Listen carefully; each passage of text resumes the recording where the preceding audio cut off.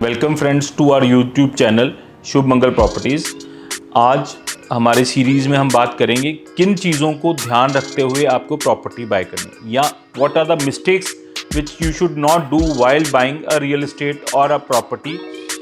तो जो सबसे पहला पॉइंट है जिसको ध्यान में रखते हुए आपको रियल एस्टेट इन्वेस्टमेंट करनी है या कोई अपने लिए प्रॉपर्टी बाय करनी है वो है रिसर्च। जब भी आप कोई प्रॉपर्टी बाय करें तो बहुत अच्छी तरह रिसर्च करना बहुत ज़रूरी है। जब तक आप उस एरिया की वहाँ की प्रेजेंट रियल एस्टेट कंडीशंस की रिसर्च नहीं करते तब तक प्रॉपर्टी बाय मत कीजिए। बहुत अच्छी तरह थॉरली रिसर्च कीजिए कि वहाँ पे क्या रियल एस्टेट प्राइसेस हैं, क्या रियल एस्टेट कंडीशंस हैं, क्या रियल एस्टेट का पोटेंशियल है। क्योंकि अगर आप इन चीज़ों के रिसर्च के बगैर प्रॉपर्टी खरीद रहे हैं तो you are making a big mistake, और जो आपकी डिससेटिस्फेक्शन क्रिएट कर सकती है even after investing so much amount and buying that property. तो जब भी कोई प्रॉपर्टी बाय करें रिसर्च कीजिए। वो रिसर्च कैसे भी हो सकती है, through some articles, meeting people, seeing the various projects. There would be n reasons and n ways how to research, but जब भी बाय करें थॉरो रिसर्च कीजिए। टाइम मत सोचिए कितना लगा, पर सर्च बहुत ज़रूरी है करना। सेकेंड पॉइंट जो आपको ध्यान रखना है, जो मिस्टेक ना हो जब आप प्रॉपर्टी बाय कर रहे हैं, is the true cost of ownership. जब भी आप कोई प्रॉपर्टी बाय करें तो जो असल में कॉस्ट पड़ने वाली है आपको उस प्रॉपर्टी को ओन करने की, उसको कैलकुलेट कीजिए। सपोज आप 50 लाख की एक प्रॉपर्टी ले रहे हो, 50 लाख की एक प्रॉपर्टी है जो आप बाय करने का सोच रहे हो, तो उसके ऊपर जो overhead, registration cost, property tax, maintenance, थोड़ा मोटा रेनोवेशन का खर्चा, इन चीज़ों को ध्यान रखते हुए प्रॉपर्टी को बाय कीजिए। जैसे आप कोई 50 लाख की प्रॉपर्टी बाय कर रहे हैं तो लगभग 8 से 9% तो रजिस्ट्रेशन कॉस्ट ही रहती है, मतलब लगभग 4 से 5 लाख रुपए रजिस्ट्रेशन कॉस्ट। उसके अलावा कोई उसका पेंडिंग प्रॉपर्टी टैक्स है, कोई वाटर बिल्स हैं, इलेक्ट्रिसिटी ड्यूज़ हैं, या कोई मेंटेनेंस हैं। जैसे फ्लैट्स में या आजकल जब आप कमर्शियल प्रॉपर्टी बाय करते हैं, कोई ऑफिस स्पेस या मॉल, वहाँ पे एक मेंटेनेंस कैंप चार्जेस रहते हैं, कॉमन एरिया मेंटेनेंस। उन चीज़ों का ध्यान रखिए, जिससे आप कैलकुलेट कीजिए कि ट्रू ओनरशिप कॉस्ट क्या है उस प्रॉपर्टी की। जब तक आप उस प्रॉपर्टी की ट्रू ओनरशिप कॉस्ट नहीं कैलकुलेट करेंगे तब तक आपको अपने बजट को उस तरह प्लान नहीं कर पाओगे और मिस बजटिंग होगी, जिसके कारण आपकी डिससेटिस्फेक्शन लेवल, या आपको लगेगा कि इस प्रॉपर्टी को बाय करके मैंने कोई गलती कर दी है, क्योंकि आप ओवर बजट हो जाओगे। अगर आप 50 लाख की प्रॉपर्टी बाय करो तो थिंक कि उसके ओवरहेड्स क्या हैं, क्या रजिस्ट्रेशन कॉस्ट है, क्या प्रॉपर्टी टैक्स है, क्या मेंटेनेंस है। उन सब चीज़ों का ध्यान रख के ही ट्रू कॉस्ट ऑफ ओनरशिप निकालिए और उसी तरह अपना बजट प्लान कीजिए। थर्ड पॉइंट जिस चीज़ का ध्यान रखना है या मिस्टेक जो ना हो जब आप बाय कर रहे हैं कोई रियल एस्टेट एसेट या फिर प्रॉपर्टी, तो वो है प्री अप्रूव्ड मॉर्गेज ना लेना। यूजुअली क्या होता है कि आपने प्रॉपर्टी पसंद की, आपको लगता था कि आपको बहुत अच्छा या बहुत बड़ा लोन मिल जाएगा।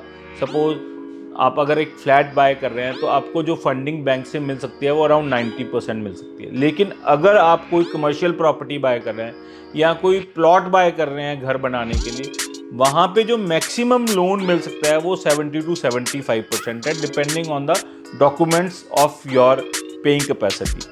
अगर आप उसको प्री प्लान नहीं करते तो आपके लिए दिक्कतें बढ़ सकती हैं, क्योंकि आपने प्रॉपर्टी बाय कर ली, जो डाउन पेमेंट देनी थी वो दे दी, लेकिन बाद में लोन नहीं हुआ या मॉर्गेज नहीं हो पा रहा, या बैंक जो आपकी एक्सपेक्टेशन थी उतना मॉर्गेज नहीं दे रहा, तो आपके लिए दिक्कत खड़ी हो जाएगी। जो आपकी डाउन पेमेंट है वो वेस्ट जा सकती है। तो always try to get a pre approved mortgage according to the property you are buying. This will help you to complete the transaction in a easy way and without any tension. Fourth point जो आपको ध्यान रखना है या mistake जो आप ना करें जब आप रियल एस्टेट बाय कर रहे हैं या कोई प्रॉपर्टी बाय कर रहे हैं, is not negotiating to the full. मतलब जब भी आप नेगोशिएट करने बैठें, चाहे बिल्डर से या जो ओनर है उस प्रॉपर्टी का, प्रीवियस ओनर है, तो अपनी पूरी जान लगा के नेगोशिएट कीजिए, क्योंकि वो नेगोशिएशन ही आपको उस प्रॉपर्टी के रियल प्राइस तक लेके जाएगी या बॉटम प्राइस तक लेके जाएगी। हड़बड़ाहट मत कीजिए। नेगोशिएशन में कई बार 1, 2, 3 मीटिंग्स भी लगती हैं, बट नेगोशिएट कीजिए। बहुत ज़रूरी है नेगोशिएट करना और ये आपका हक है। मैं तो इसको हक समझता हूँ कि आपको नेगोशिएट करना बहुत ज़रूरी है। नेगोशिएट कीजिए और थॉरोली कीजिए, हर पॉइंट पे नेगोशिएट कीजिए, प्राइस पे, पेमेंट टर्म्स पे, पेमेंट टाइम पे, पोजेशन पे, हर चीज़ पे, कंडीशन ऑफ द प्रॉपर्टी, हर चीज़ पे नेगोशिएट कीजिए। नेगोशिएट करने से ही आप उस प्रॉपर्टी को एक अच्छे रेट पे बाय कर पाएंगे, नहीं तो आप हमेशा आपको हमेशा बाद में भी प्रॉपर्टी बाय करने के बाद भी लगेगा कि ओवर प्राइस ले ली, मैंने नेगोशिएट क्यों नहीं किया था। Fifth point which you should take into consideration while buying a real estate asset or property is that getting a professional advice.